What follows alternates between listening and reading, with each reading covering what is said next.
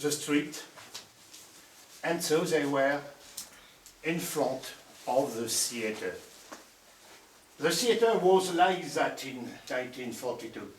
So they broke the door, enter inside the theater, cross the theater, where you will sit in a few minutes. Imagine that Canadian soldiers with weapons crossed the theater, broke the door, and so they were inside the Dieppe town.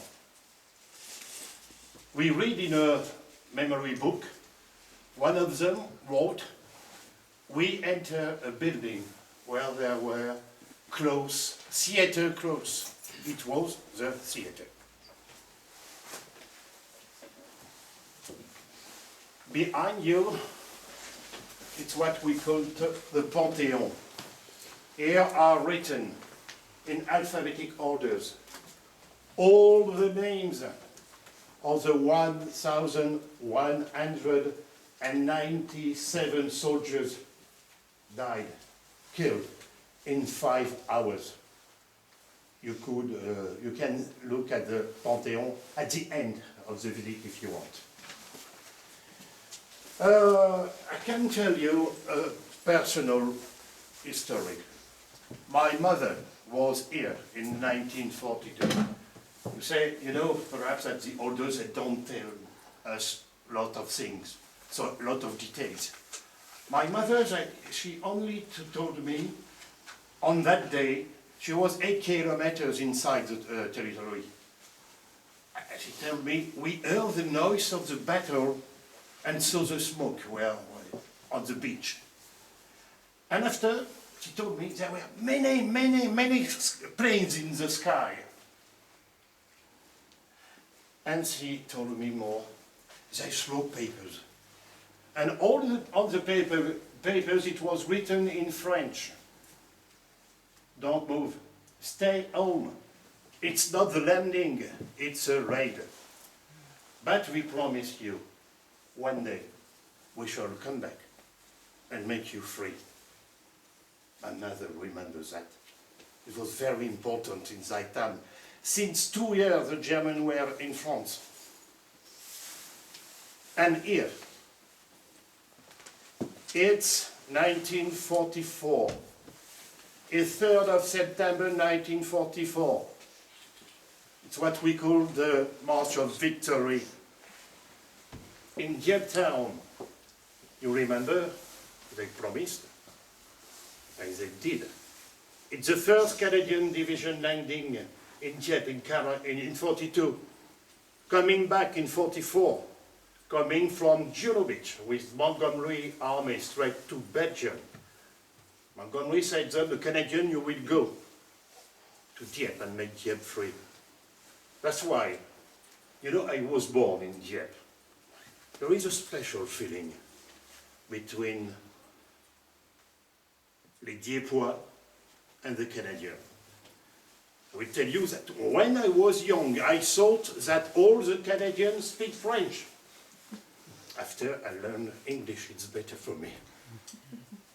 Well, behind me, tu veux y aller? Non, tu fais après? Non, ça c'est gentil. Tu fais pas. Vas-y, fais ça. In a few days we shall put that here, so everyone will understand, could understand. You know, there are the propellers of a Spitfire plane. Here and here, and read it. I don't know by heart. It's a part of the landing gear and old stump of a hurricane shot down over Dieppe. You must know that in the sky of Dieppe, 96 hurricane fight on that day. Up the stairs,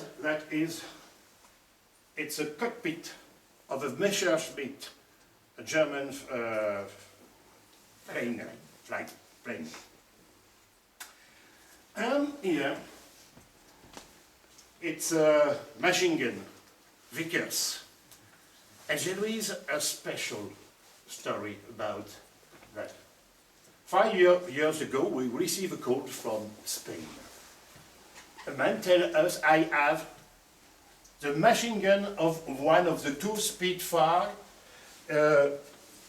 These two Spitfires, they try to escape German planes. At that moment, the two Canadian flags, they crash together and fall down. Okay. And the day before an anniversary, 70th anniversary, 70th 70th. anniversary. 70th. My teacher is here. With a car just in front of the memorial coming from Spain. I open the car and give us the machine gun. And after that man tell us the history. He was 11 years old in 1944.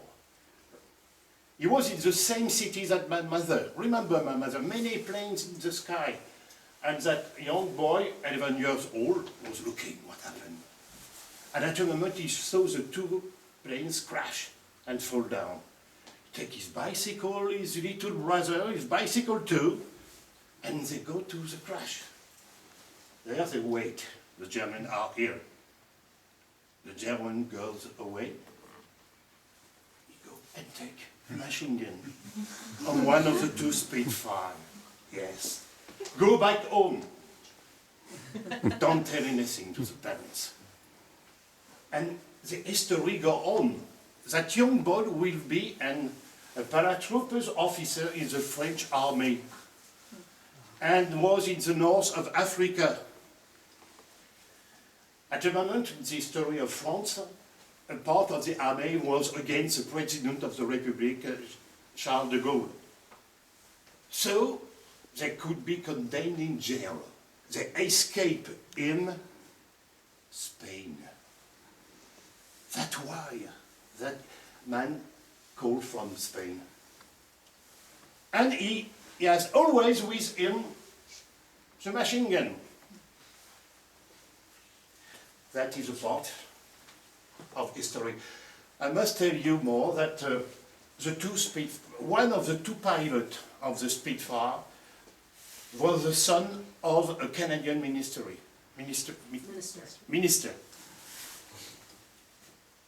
Perhaps the machine gun is a machine gun of his Spitfire. We don't know. Either yes, either no. So, now, if you want, we shall go that way. We shall meet in the main place. You will see on the left two things.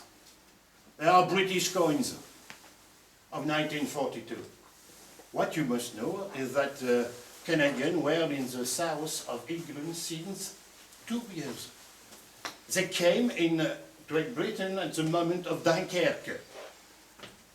War is finished. They wait.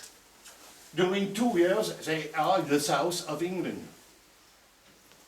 They were young boys. Some of them were not 18 years old. Some of them were 17. They were strong. They said, okay, you will be could be a very good soldier. So I imagine that these young Canadian boys in the south of England, if they want to speak a better English, they will meet English women. They need money in the pubs. So some of them cross the channel with British money in their trousers. And they throw that when they were prisoners. And one young French, they look, one more time the youngs, they look, and they saw they throw something. They take coins, and these coins came here 5 years ago. You know, the older they keep. But when they died, the son, they said, what's that? So they bring us, and with that we have so many little pieces of history. You will see also there is a map on a piece of cloth, like an handkerchief. That was thrown by the planes on the prisoners walking. if they want to escape, they are not tourists. They don't know the name of the city, which direction for the sea or for Germany. So you will see it's very little. But if they have that, they could take the right way to liberty and not to Germany. That is in the couloir. In the hallway. I'm going to talk about that. I'm going to interrupt this for a moment because that's one of the really important pieces of history that we have here, because you as Canadians, and in fact most people, when they try and study Dieppe and what happened in 1942, will mistakenly believe that it was a disastrous raid and that it served no purpose. But much to the contrary, what happens in 1942 serves many, many purposes, but most specifically lays the groundwork for what will happen 20 months later during Operation Overlord, better known as D-Day. So the handkerchief map that he's talking about is just one of many, many, many instances where they take what they learned in Dieppe and fix that. Because as Daniel said, the 2,340 prisoners of war that were taken in Dieppe on August 19th are marched out of town at the end of the day. And as they're marching out of town, the powers that organized Operation Jubilee back in England think, they have nothing. They have nothing. They have no French money. They don't have French phrase books. They don't have a map. These guys, if they could possibly escape, and many of them try to escape during that march, try to escape off the train convoy by breaking out of the cattle cars that they are driven in. But with something that we can give them, by flying over with airplanes and throwing them out on this retreating line of prisoners, maybe some of them will be able to pick up this little package wrapped in a silk handkerchief, weighted down with the French phrase book and coinage. Now, 1944, we're preparing Operation Overlord. Every single paratrooper, either the 6,000 Canadian paratroopers that land to the east of Sword Beach in Lower Normandy, or the 14,000 American paratroopers that land to the west of Utah Beach, every one of those has a neck scarf. And his neck scarf is a silk scarf with France on one side and Spain on the other. So it serves the purpose of being a scarf. Can't get wet. I mean, if it does get wet, it doesn't matter because it's silk. It's printed on silk.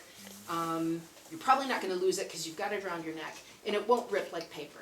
So no water damage, no rippage. You've still got that as a basic thing, and it serves a double purpose to keep your neck warm at the same time. So it's one small thing out of hundreds and hundreds and hundreds of details that were learned at the expense of the 6,000 men who took part in Operation Jubilee.